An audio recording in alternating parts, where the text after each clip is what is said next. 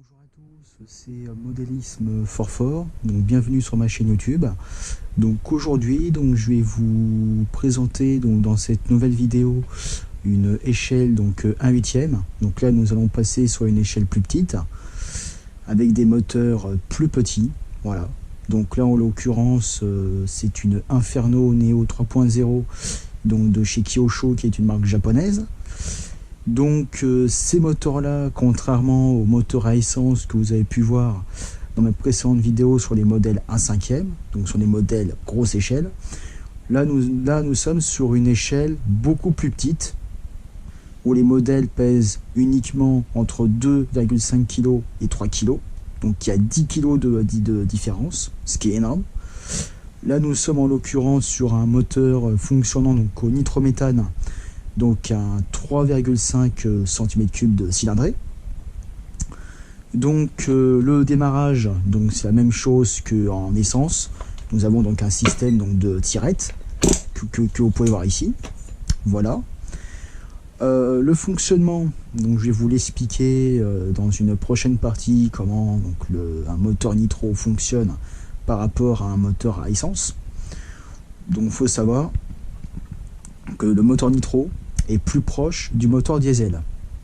Comme vous pouvez voir au niveau de la bougie ici, il n'y a pas d'antiparasite, parce que tout simplement un moteur nitro nécessite que le préchauffage à l'aide d'un chauffe-bougie que vous voyez ici. Voilà, donc le chauffe-bougie il permet de préchauffer la bougie que vous mettez ici pour démarrer. Vous tirez et ça démarre le moteur. Donc c'est deux fonctionnements différents. Donc je vais vous présenter le fonctionnement dans la prochaine partie. A tout de suite.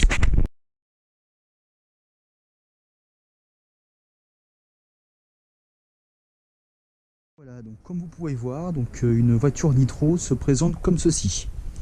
Donc vous pouvez voir que c'est beaucoup plus petit. Vous pouvez voir que le moteur est beaucoup plus petit que sur le modèle à essence. Voilà. Tout simplement, le réservoir fait à peine 150 ml contre 800 ml. Donc vous pouvez voir que tout est beaucoup plus petit, tout est beaucoup plus réduit. Au niveau moteur, le fonctionnement est un petit peu différent. Cependant, nous avons toujours un piston, un vilebrequin, une bielle, etc. Par contre, ce qui change, c'est comme vous avez vu sur le moteur à essence, vous avez en plus ici une culasse. Pourquoi une culasse? Parce que tout simplement sur ces moteurs-là, vous n'avez pas d'ailette de refroidissement comme sur les plus gros moteurs. L'autre moteur c'était un 26 cm3, donc c'est le double, voire même le triple. Ça c'est un 3,5, donc c'est beaucoup plus petit, on appelle ça des micromoteurs. Donc pour le refroidissement, nous avons mis un radiateur, une culasse, c'est même pas un radiateur, c'est une culasse de refroidissement, de manière à maintenir le moteur à une température optimale de fonctionnement. Donc nous sommes environ dans les 80-100 degrés, à peu près similaire au moteur à essence. Voilà. Donc je vais vous faire une coupure et je vais vous expliquer dans les détails le fonctionnement d'un moteur fonctionnant au nitrométhane. A tout de suite.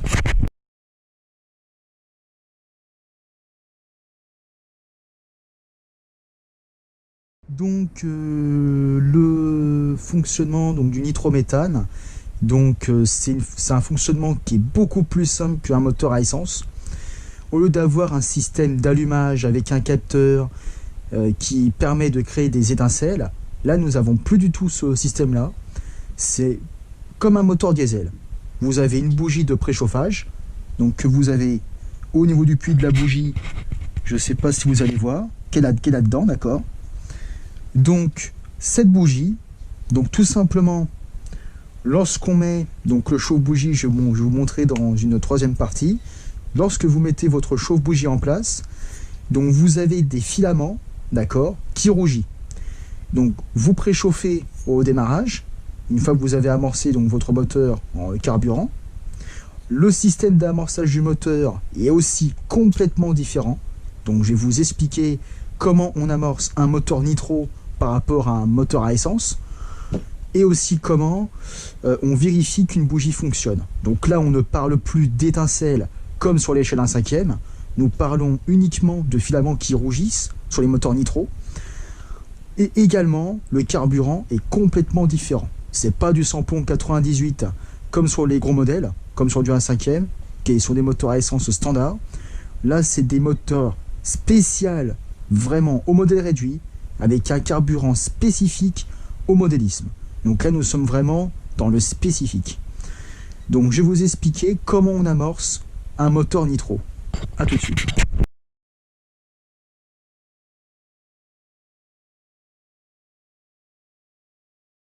Un moteur nitro, comme vous pouvez voir au niveau donc, de votre pot d'échappement, il y a une durite. Sur un moteur à essence, vous avez vu qu'il n'y avait pas de durite au niveau du pot. Sachant qu'un moteur nitro est beaucoup plus petit qu'un moteur à essence, d'accord? Donc vous avez une durite de dépressurisation. Vous allez me dire à quoi ça sert. Au lieu qu'il y ait la pompe d'amorçage comme sur un moteur à essence, sur les gros modèles, là vu que le modèle est beaucoup plus petit, donc on n'a pas la place pour avoir des carbus à pompe d'amorçage. Du coup, nous avons un système beaucoup plus simple qui est uniquement de relier au niveau de l'échappement, de faire une dépression entre le réservoir et le pot, de manière à ce que l'air qui sort ici puisse pomper l'essence pour alimenter le carburateur. Donc je m'explique, vous faites le plein par une petite trappe avec la petite pipette de remplissage qui est celle-ci, je vais vous la montrer. Donc vous avez une pipette de remplissage qui est là, vous avez du nitrométhane, donc je vais vous expliquer ce que c'est, que vous remplissez à peu près dans les 150 ml, puisque c'est des tout petits réservoirs comparés à du 1/5e. Vous retirez donc votre pipette, d'ailleurs il y a un petit peu de nitrométhane, vous enlevez la trappe, c'est pas des réservoirs à bouchon comme sur les moteurs à essence, mais c'est tout simplement un système de trappe que vous ouvrez, vous versez le carburant avec une petite pipette, pas besoin d'un entonnoir, puisque le réservoir il est beaucoup plus petit. Donc ça se remplit en quelques microsecondes. C'est complètement dit, c'est un autre système. Voilà. Donc je vais vous expliquer comment on amorce. Pour amorcer un moteur nitro par rapport à un moteur à essence. Donc c'est assez simple. Donc là vous avez votre filtre à air, d'accord? Vous le retirez. Donc comme ceci. Vous ouvrez votre carburateur que vous voyez ouvert. Quand il y a du carburant, vous débranchez votre durite qui est branchée au pot. Vous soufflez ici. Bon là en l'occurrence il n'y a plus de carburant. Et quand vous soufflez, donc là vous entendez de l'air, ça pompe le carburant jusqu'au carbu. Donc bien évidemment il ne faut pas aspirer parce que le carburant c'est pas très bon pour la santé. Donc il faut éviter d'en boire. C'est pas de l'eau. Voilà. Donc là vous refermez votre carbu. Donc le cerveau, faut éviter de le manipuler à la main. On peut de temps en temps. Mais voilà. Donc ça c'est un filtre à air de nitro. Donc comme vous pouvez voir c'est beaucoup plus petit. La mousse est à l'intérieur. Donc de la même manière, un filtre à air doit être graissé. Que ce soit du moteur à essence, du moteur nitro, tous les moteurs thermiques. Tout simplement, pareil, des durites, un réservoir, un pot d'échappement, c'est conçu quasiment pareil. Vous avez votre embrayage, votre couronne, votre transmission. Donc niveau modèle, comme vous pouvez voir, c'est conçu pareil. C'est juste que l'échelle est beaucoup plus petite et que c'est des moteurs nitrométhane. Mais vous pouvez voir que voilà, on retrouve une tirette pareil. Voilà. Donc c'est le fonctionnement qui est un petit peu différent. Donc je vais vous montrer comment on teste donc une bougie donc sur un moteur nitro. A tout de suite.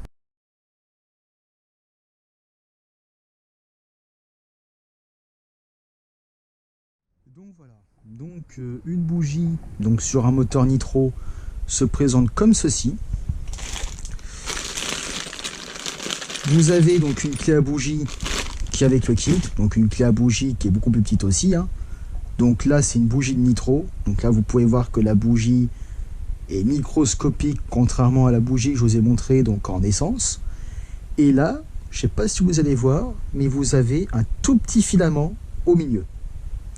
Donc pour tester votre bougie, là il n'est plus question d'étincelles, puisqu'il n'y a pas d'allumage électronique, mais vous prenez donc le chauffe-bougie. Donc pour tester la bougie, vous prenez votre chauffe-bougie appelé socket, vous mettez votre bougie dans le chauffe-bougie, et là, vous pouvez voir que la bougie, elle rougit. Voilà, comme ceci. Il faut que le filament soit bien rouge. Si le filament n'est pas rouge comme ça, c'est que la bougie ne fonctionne plus. Dans quel cas, il faut la changer. Donc même chose qu'en essence, vous prenez votre clé à bougie, vous la desserrez, pareil, et vous la resserrez. Une autre précision, vous avez pareil, une rondelle d'étanchéité. Donc à ce niveau-là, c'est exactement la même chose. Vous avez votre rondelle d'étanchéité au niveau de votre bougie, voilà, qui est là. Vous la mettez bien, donc, à ce niveau-là. L'inconvénient de ces bougies-là, contrairement aux plus grosses bougies sur les plus gros moteurs à essence, c'est que tout simplement, sur les moteurs nitro, le système de joint peut s'enlever facilement, donc il faut bien vérifier qu'il soit bien au niveau de votre bougie. Voilà, c'est juste ça qu'il faut vérifier. Donc je vais vous expliquer aussi comment on stocke un moteur nitro. Donc c'est complètement différent, il y a plus de précautions à prendre, sachant que c'est un moteur qui est beaucoup plus petit, pour éviter qu'à l'intérieur ça corrode. A tout de suite.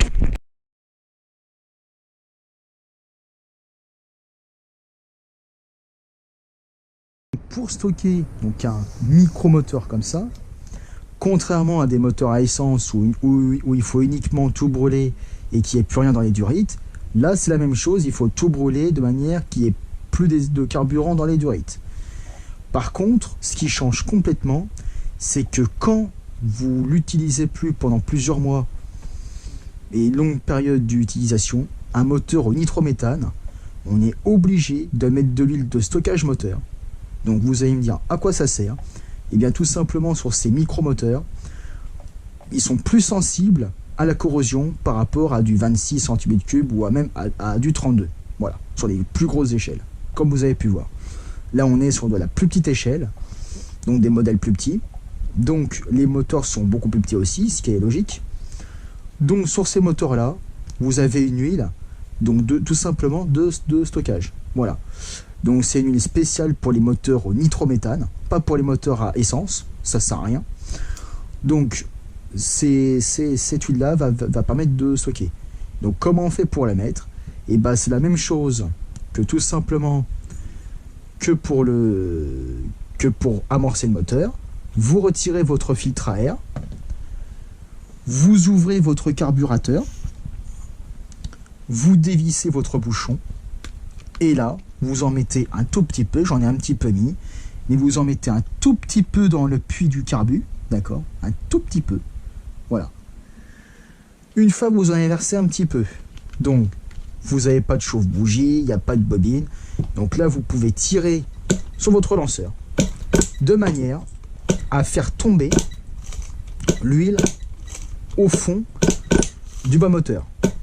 Voilà, de manière à ce que l'huile protège donc le piston et ne corrode pas.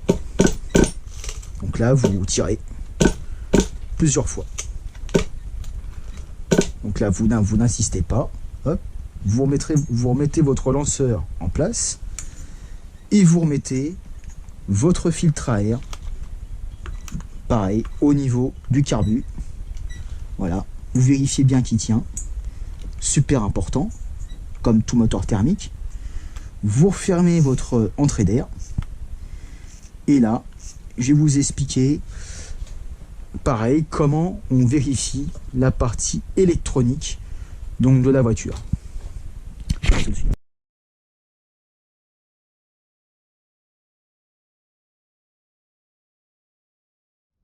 Donc nous voici sur l'avant-dernière partie. Donc là nous sommes de l'autre côté de la voiture. Donc là nous avons la même chose, le cerveau de direction pour commander les roues. Nous avons aussi Donc la batterie de réception et le récepteur. Avec l'antenne, comme vous pouvez voir, c'est la même chose que sur les plus grosses échelles. C'est conçu de la même manière. Vous avez vos amortisseurs, vous avez vos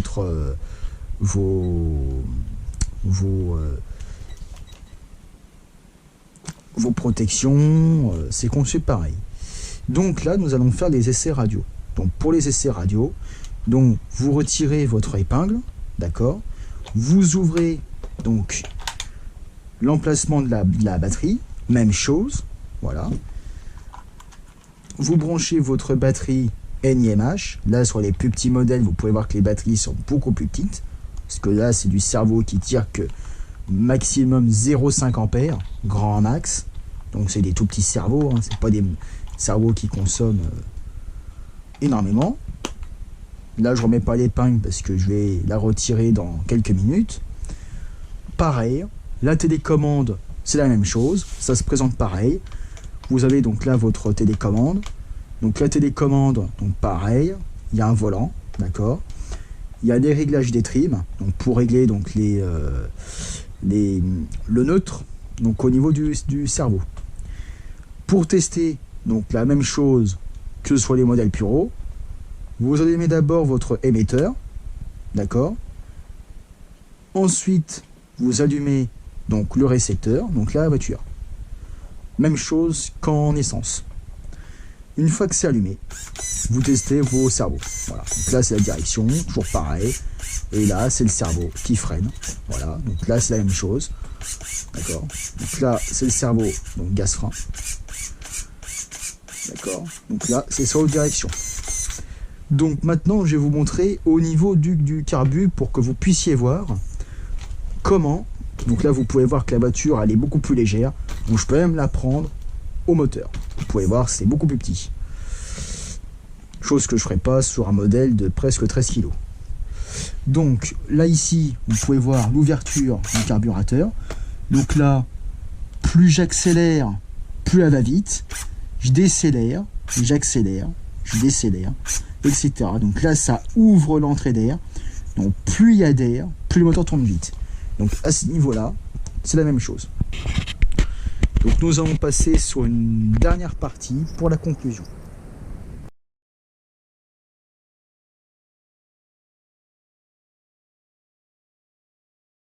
Pour conclure, vous pouvez voir que voilà, que la voiture donc elle est conçue pareil. Vous avez donc votre châssis, vous avez pareil vos triangles, votre support moteur. Donc vous pouvez voir que c'est conçu de la même manière, voilà. Vous avez pu constater aussi qu'un moteur nitro, donc c'est pas conçu de la même manière, c'est conçu différemment. Une petite précision, ces moteurs-là sont beaucoup plus chiants à régler que les moteurs à essence, puisque c'est une cylindrée qui est beaucoup plus petite, donc c'est des moteurs beaucoup plus sensibles à la météo, ou beaucoup plus sensibles à l'humidité, qui nécessitent beaucoup plus de réglage carburateur. Et tout simplement, c'est des moteurs qui ont besoin qu'on soit plus pointu au niveau de la précision des réglages. Or, un moteur à essence, comme vous avez pu voir, ça démarre assez facilement. Il n'y a pas spécialement d'entretien particulier à avoir. Par contre, les moteurs nitrométhane nécessitent plus de précision, nécessitent plus d'entretien qu'un moteur à essence. Voilà. Tout simplement parce que c'est beaucoup plus petit. Vous avez pu voir que la voiture, je peux la mettre vraiment à haut bord. Vous pouvez voir que là, il y a encore toute la place pour mettre des outils. Voilà. Contrairement au modèle 1/5 qui prend toute la table, tout simplement. Donc c'est plus compliqué pour bricoler dessus.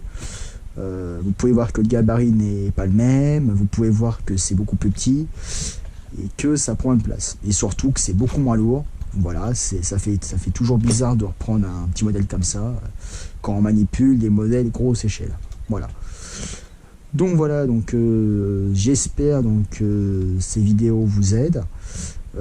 Tout à l'heure, je vais vous présenter les différents types de carburants donc au nitrométhane pour vous expliquer ce qu'on utilise pour le rodage. Parce qu'il faut savoir qu'on a deux types de carburants avec différents types de pourcentages. Mais je vous expliquerai ça dans la prochaine vidéo.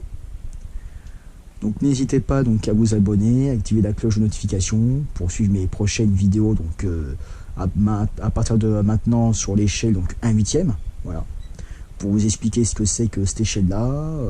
Et si vous avez des questions, n'hésitez pas, je répondrai. Sur ce, c'était la chaîne Modalisme Fort Fort.